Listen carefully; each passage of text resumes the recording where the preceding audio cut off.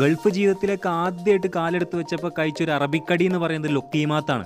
ഒരു കപ്പ് മൈദ തരിച്ചെടുത്തിട്ട് അതിലേക്ക് 2 teaspoon cornflour ഇട്ട് കൊടുക്കുക. ബാക്കിയെല്ലാം 1 സ്പൂൺ ഇൻസ്റ്റൻറ്റ് ഈസ്റ്റ്, പഞ്ചസാര, ആവശ്യത്തിന് ഉപ്പും തൈരും പിന്നെ ഇച്ചിരി ചുടുവെള്ളവും ചേർത്ത് അങ്ങോട്ട് കുഴമ്പാക്കി വെക്കുക. മാവ് പൊന്താൻ വേണ്ടി 1 മണിക്കൂർ ഇതൊന്ന് കവർ ചെയ്ത് വെക്കുക.